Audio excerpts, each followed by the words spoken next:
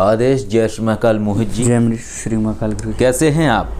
कृपा है आपकी, गुरु माँ जी की आशीर्वाद आप दोनों का। अच्छा, चलिए बहुत बढ़िया।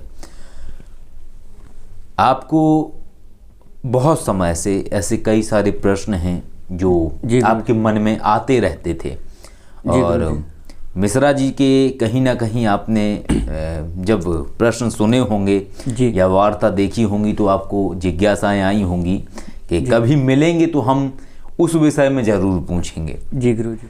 हम जैसे हम देखते हैं कई बार पिपल के पेड़ के नीचे लोग बाग देवी देवताओं की मूर्तियां रख देते हैं, वहीं पे कोई कचरा डाल रहा है, कोई पशु घूम रहा है, मतलब अच्छा नहीं लगता वो सब। तो उनको कैसे विसर्जित किया जाए? क्या मैं वहाँ से उनको उठा के विसर्जित कहीं कर सकता हूँ? अच्छा, तो आपको क्या लगता है ऐसा चीज़ देख के? मतलब अच्छा नहीं लगता, बुरा फील होता है। क्यों बुरा फील होता है? जिसकी हम अपने घर में मूर्ति की, जिस मूर्ति की हम पूजा कर रहे हैं, वही मूर्ति अगर खंडित हो जाए तो वहाँ बाहर रोड पे फेंके, ये चीज़ें थोड़ा कहीं ना कहीं फील होती है। ठीक है, देखिए विचार और अवस्थाएं हैं। आप कोई ऐसा सामान लेके आते हैं अपने जीवन में जो बहुत कीमती होता है, लेके आते हैं जी, लेकिन जब एक ऐसी अवस्था आ जाती है कि जब वो कीमती जो सामान था वो कहीं ना कहीं क्षतिग्रस्त हो जाता है, और जब वो सामान आपका क्षतिग्रस्त हो जाता है तो आप उसको रखे तो रहेंगे नहीं ना, कहीं तो उसको बाहर डालना पड़ेगा। इसी तरीके से आपके वस्त्र हैं, जब वस्त्र आपके फटने लगते हैं तो आप उनको हटा देते हैं।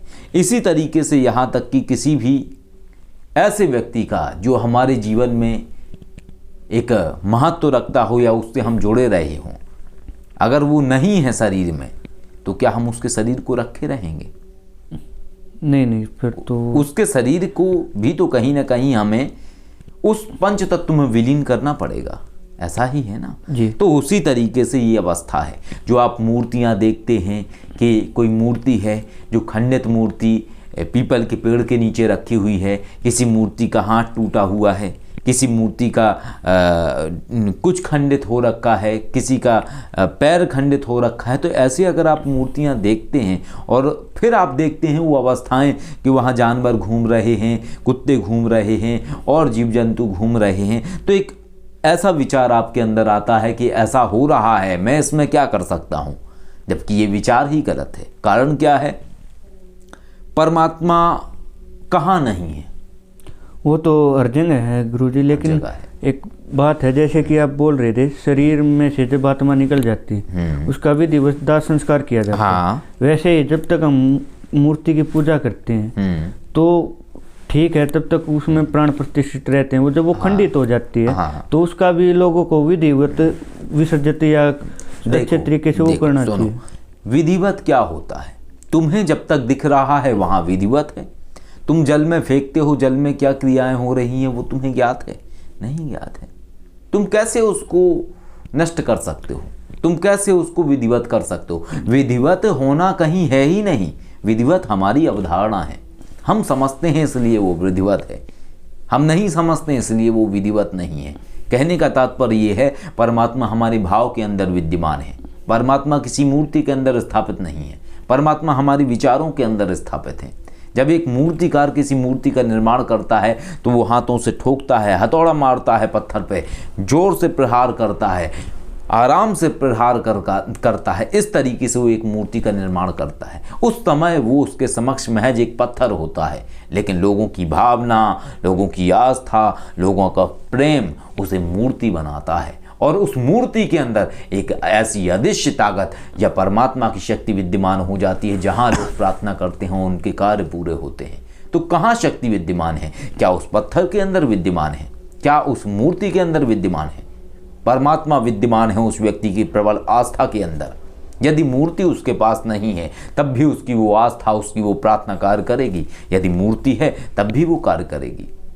ऐसा कोई क्षेत्र नहीं है, कोई स्थान नहीं है जहाँ परमात्मा ना हो।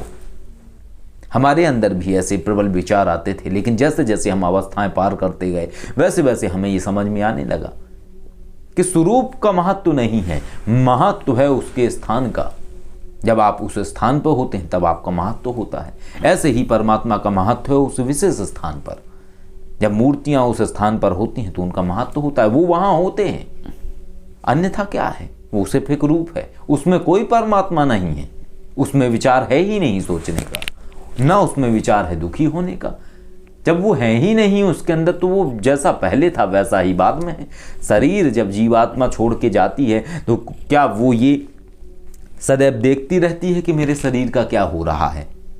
या जीवात्मा का जब अंतिम संस्कार करा जाता है तो क्या जीवात्मा बार बार आके देखती है कि मेरी हड्डियां कितनी गली हैं कि नहीं गली हैं? नहीं नहीं नहीं, नहीं देखती है ना, बस बात खत्म हो गई। आत्मा स्वतंत्र है, वो ऊर्जा है, वो तुम्हारी आस्था से कार्य करती है। तुम एक पत्थर लाओ कहीं से, ऐसा रख दो और उस पत्थर को कहो ये भगवान है, प्रेम करने लगो उस पत्थर से, वो पत्थर जीवांत तो हो जाएगा। परमात्मा उस पत्थर के माध्यम से कार्य करने लगेंगे। परमात्मा कहाँ नहीं है?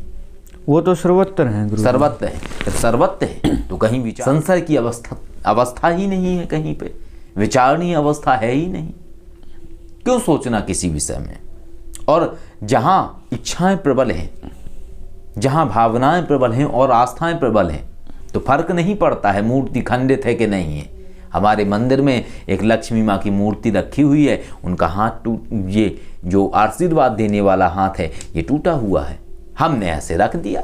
हमें उससे कोई फर्क नहीं पड़ता है, क्योंकि हम समझते हैं उनका हाथ कैसे खंडित हो सकता है, हो ही नहीं सकता है। हाथ तो मूर्ति का खंडित हुआ है। एक शिव जी है, जिस शिव जी का मूर्ति का शीश खंडित हो गया था, हमने फिर से रख दिया, फेविक्विक लगा दिया। कैसे खंडित हो सकता है? हमारी मान्यता है। लेकिन जहां भय व्याप्त है मनुष्य के अंदर, वो डरता है। सारा खेल भय और प्रेम का है। जहां प्रेम है वहां भय नहीं है, और जहां भय है वहां प्रेम नहीं है। कहीं दिक्कत है ही नहीं। जो मूर्तियां या जो फोटो पीपल के नीचे आप देखते हैं, जहां लोग रख आते हैं, वो भय के कारण रख आते हैं। उन्हें डर लगता है मूर्ति खंडित हो गई, अब अनिष्ट हो जाएगा। विचार हैं केवल, और कहीं कुछ नहीं है। जहां देखोगे वहां परमात्मा है, संपूर्ण सर्वत्र परमात्मा विद्यमान है। ऐसी कोई दिशा नहीं है जहां परमात्मा ना हो। ऐसा ही एक दृष्टांत है, संभवतः गुरु नानक जी के विषय में है या किन्हीं अन्य संत के विषय में है।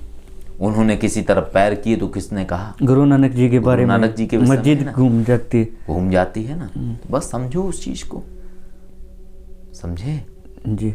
अब संशय है कुछ इस बात में, या संशय दूर हुआ?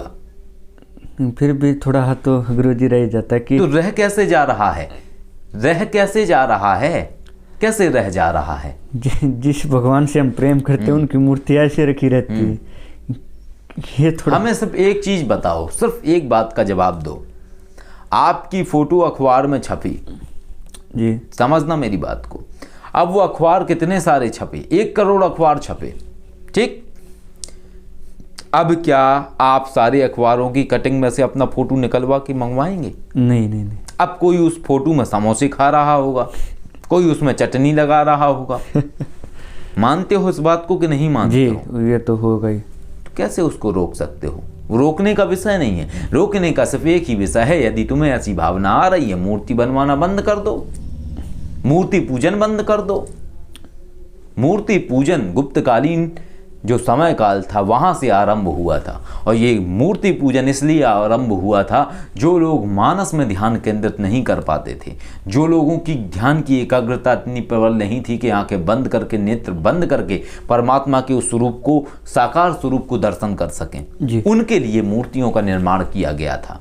कुछ विद्वान जन द्वारा उस स्वरूप को ध्यान अवस्था में देखा गया था, और देखने के बाद वही स्वरूप को स्पष्ट किया गया था मूर्ति के माध्यम से, और फिर कुछ विशिष्ट मंत्रों के माध्यम से उन्हें आवाहन किया गया था। आवाहन का तात्पर्य है आमंत्रण। जैसे आप हैं, आप हमें बुलाते हैं अपने यहाँ, उसको आमंत्रण कहा जाता है। ऐसी अवस्थाएं, क्योंकि संशय रह ही नहीं जाता है।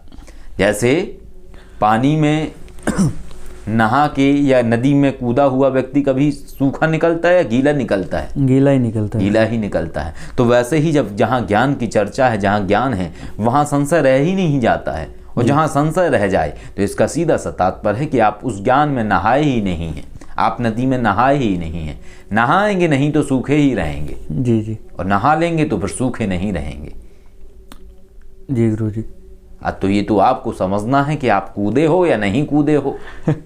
जवाब अपने आप मिल जाएगा। संशय शेष है तो नहीं कूदे हो, और संशय शेष नहीं है तो तुम कूद चुके हो और नहा चुके हो और समझ चुके हो कि सर्वत्र परमात्मा विद्यमान है।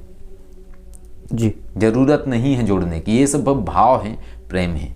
हमारा भाव है, हमें शिव जी की मूर्ति दिखती, हम ले आते हैं।